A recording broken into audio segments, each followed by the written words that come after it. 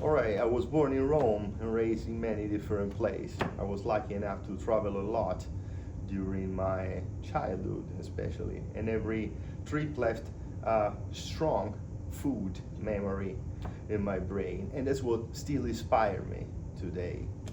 Although my roots are deeply Italian, so that's what inspires me the most. But I understand that food evolves and is important and is interesting and important to have an idea on how develop your food maintaining the tradition intact. I love comfort food in general, so Mediterranean food, Italian food, and lately modern American and Cajun food just thrill me. I think these flavors just invade your brain, and that's what I like. That's what I like to do. I like to give importance to flavor. It's easy to say soul food. Behind soul food, there is a knowledge on the product you're using. Because think about what was happening. People that was making soul food, Cajun food, real Italian, Mediterranean food.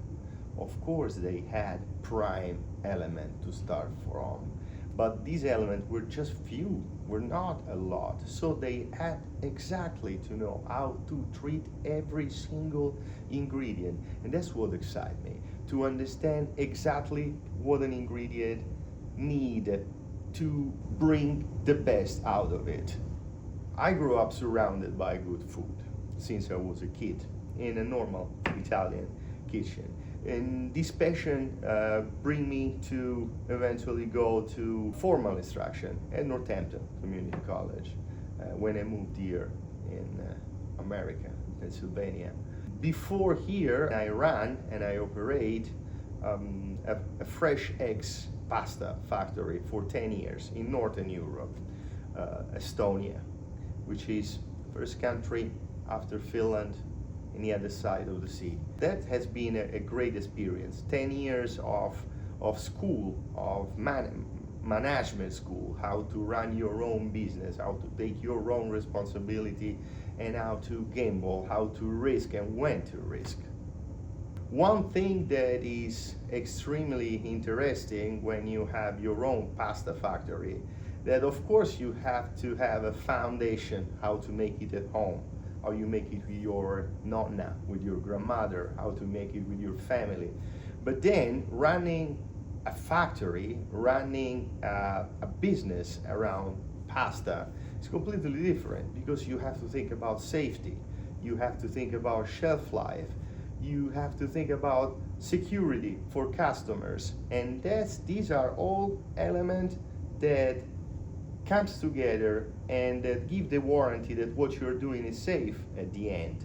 Because the last customer, the customer that is going to purchase your product, is looking at all of this. Have to serve to someone else a product that is not only very good, but even safe.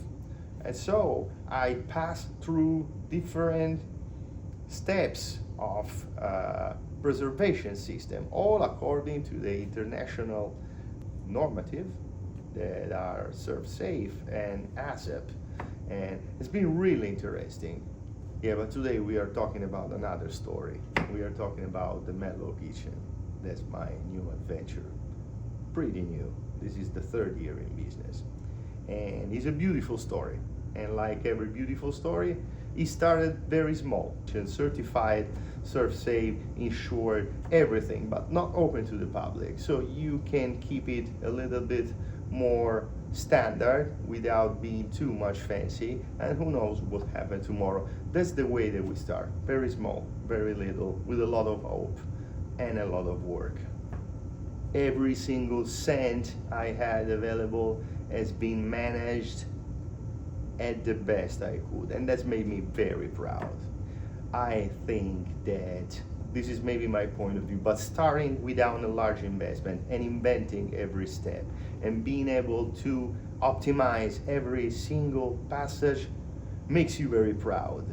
And the day that maybe this business and this job, this passion I have, grow, my satisfaction will be 2 times, 3 times, 4 times more than the other people because you have built it from the ground up.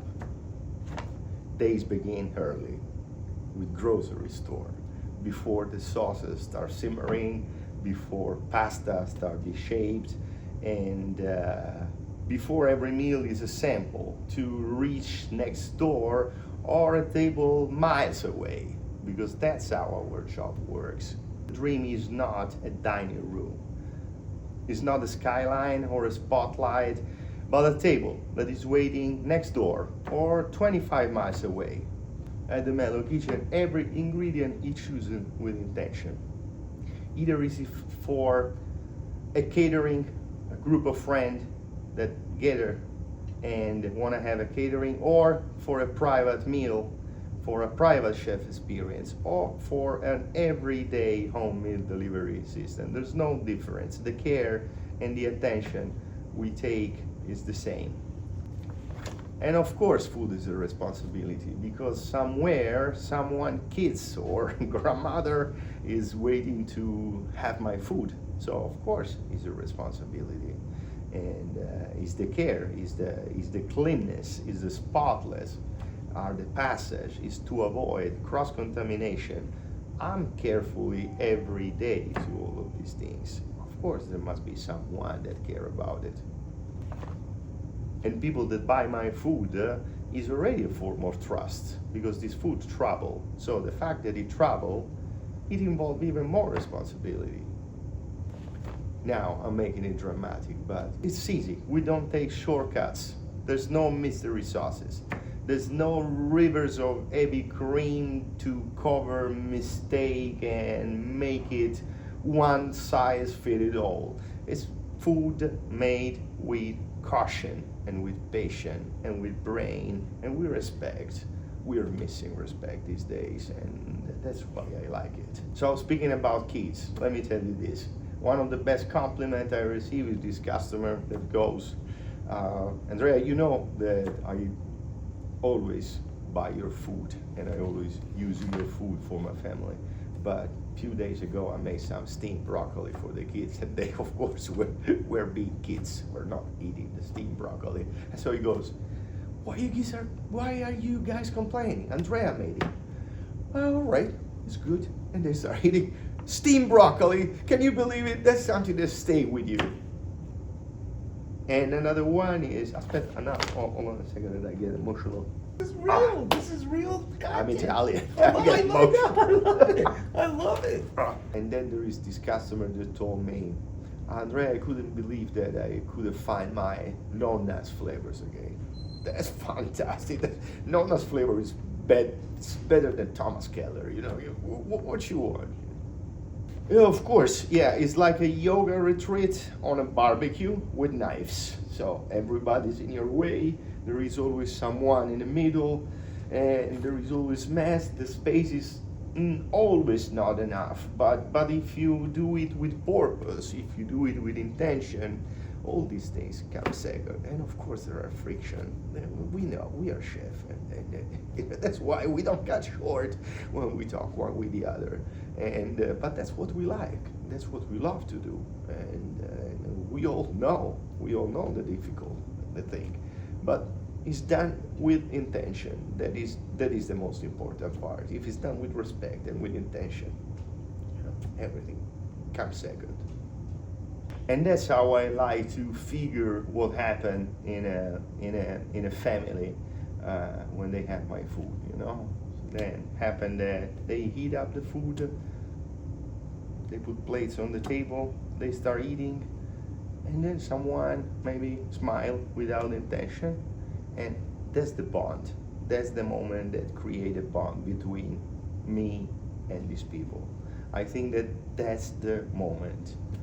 This is something that we really care about. The use of salt is something that we really care about.